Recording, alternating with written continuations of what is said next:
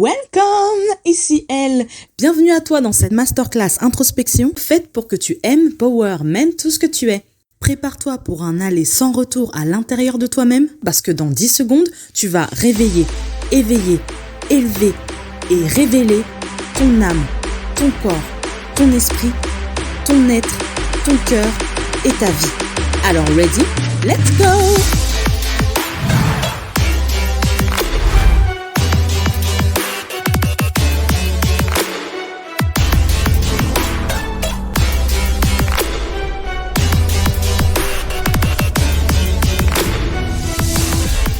Introduction, être humain. L'humanité, c'est l'endroit du cœur où la ressemblance et la différence ne font plus qu'une. Être humain, c'est le point commun que nous partageons tous. On est tous pareils. Nous sommes tous faits de chair et de sang. On commence et finit tous de la même façon. On naît et on meurt. Et pourtant, malgré ce fait indéniable, il n'y a pas un seul être humain qui soit identique à un autre, car chacun d'entre nous est autant comme tout le monde que comme personne. Et ça, c'est tout simplement grâce aux 3 dimensions qui composent notre être et qui nous permettent de vivre pleinement notre existence, l'âme, le corps et l'esprit. Ces 3 dimensions se rassemblent, se combinent et s'impactent toutes entre elles au même endroit, le cœur. Ici, on ne parlera pas de l'organe qui bat dans notre poitrine, bien sûr, mais du centre autour duquel gravite tout ce qu'on est et les états d'âme qui vont avec, tout ce qu'on fait et l'effet que ça a sur nous-mêmes, sur notre vie et sur les autres, et enfin, tout ce qu'on veut et tout ce sur quoi se concentre notre attention, ainsi que les intentions qu'on a derrière. Et c'est là qu'intervient ton individualité. C'est la combinaison unique de toutes les particularités de ta 3D qui font de toi un être unique au monde.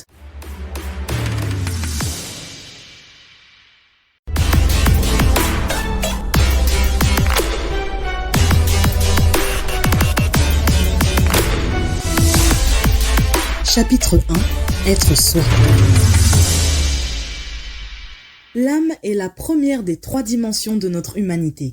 Le concept est simple.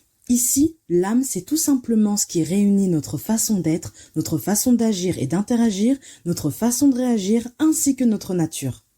Notre façon d'être se détermine par notre type de personnalité qui constitue la base même de notre individualité et qui nous permet de savoir comment on fonctionne intérieurement. D'où est-ce qu'on tire notre énergie? Qu'est-ce qui nous booste et nous recharge? Quelles sont les informations qui attirent immédiatement notre attention et qu'on va instinctivement prendre en compte en premier? Sur quoi on se base pour prendre position ou pour prendre une décision? Ou encore, quel point de vue on a tendance à adopter pour interpréter ce qui nous arrive et ou extérioriser notre vision des choses au quotidien?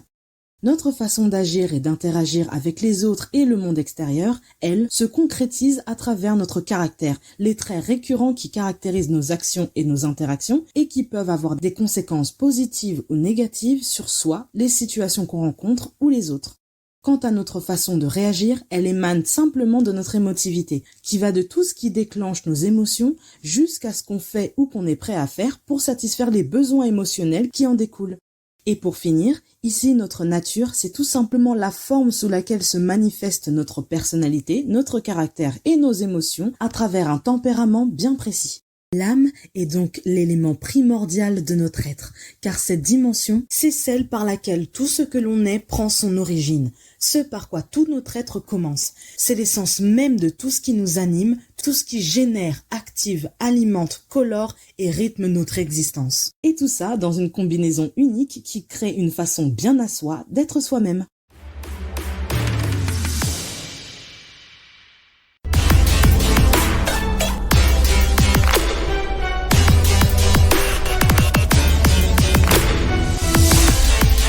Chapitre 2. Être vivant. Le corps est la deuxième des 3 dimensions de notre humanité. Le concept est simple. Ici, le corps, c'est le véhicule qui nous permet de vivre pleinement notre vie sur Terre. Et pour ça, on doit avoir et savoir de quoi se nourrir, trouver le meilleur moyen de se régénérer et quelle activité exercer au sens propre comme au sens figuré, de manière à atteindre un bien-être qui nous est propre, et ce, sur chacun des plans de notre existence, du plus physique, matériel, palpable, concret, au plus subtil, mental, abstrait et spirituel. On doit également prendre en compte notre apparence de manière à exprimer notre personnalité, notre caractère, nos émotions à travers un style, des goûts et des couleurs qui font ressortir le meilleur de nous-mêmes en fonction du contexte dans lequel on se trouve, de l'image qu'on veut renvoyer, de l'effet qu'on désire provoquer, ainsi que du message qu'on veut faire passer ou ne pas faire passer à tous ceux qu'on verra et qui nous verront. Et pour finir, il nous faut un lieu de vie qui nous ancre, nous inspire, nous passionne et nous reflète pour vivre et s'épanouir dans l'environnement idéal pour nous et notre évolution. Le corps est donc l'élément indispensable à notre être pour être en vie, vivre et se sentir vivant, car cette dimension, c'est celle par laquelle tout ce que l'on est se manifeste et se reflète. C'est la matérialisation de notre être, la forme de vie qu'il prend dans le monde qui nous entoure. D'où l'importance d'en prendre le plus grand soin, de prendre soin aussi bien de notre corps physique que de l'espace dans lequel on vit.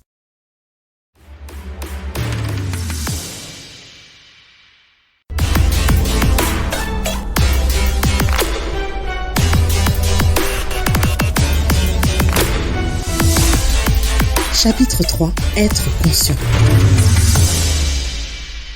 L'esprit est la troisième et dernière dimension de notre humanité. Ici, l'esprit c'est le conducteur par lequel on mène notre âme et notre corps là où on veut les emmener en fonction de ce qu'on veut atteindre ou accomplir. C'est la dimension qui combine à la fois tout ce qui est mental, donc l'esprit à l'échelle psychique et psychologique, et tout ce qui est spirituel, l'esprit à l'échelle idéologique et philosophique. Et grâce à chacune des capacités et aptitudes que renferme notre esprit, on arrive à saisir l'impact que notre mental et notre spiritualité peuvent avoir sur nous-mêmes, dans notre vie et sur les autres, en passant de la compréhension qu'on en a jusqu'au sens qu'on lui donne. Cet impact, lui, se manifeste tout d'abord à travers l'attitude qu'on a vis-à-vis de nous-mêmes et ou de l'autre, à savoir la posture intérieure qu'on adopte en fonction de ce qu'on a envie d'être dans l'immédiat, de ce dont on a besoin d'être dans le fond, ce qu'on doit être pour satisfaire ce besoin et ou ce qu'on veut être sur le long terme, à nos propres yeux ainsi qu'aux yeux du reste du monde. Puis, une fois cet impact imprégné dans notre attitude, il finit par se concrétiser à travers notre comportement, à savoir l'ensemble des actions, des réactions et interactions qu'on décide d'avoir et que l'on effectue de manière volontaire pour faire en sorte d'être ce qu'on a envie, ce qu'on a besoin, ce qu'on doit et ce qu'on veut être, tout simplement pour extérioriser l'attitude qu'on a déjà adoptée et rendre cet impact réel.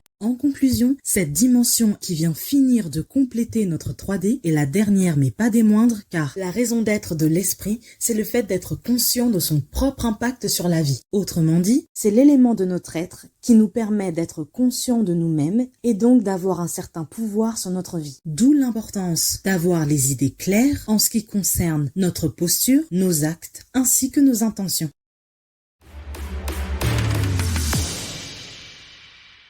The End, c'était elle et c'est la fin de cette masterclass introspection et de toutes ces révélations. Grâce à elle, tu as désormais toutes les clés pour être toi de toute ton âme, être vivant avec tout ton corps et être conscient de tout ton esprit pour ouvrir la porte de ton individualité. Alors à présent que tu sais tout ce qu'il faut que tu saches, deviens et sois qui tu es, révèle-toi et marche.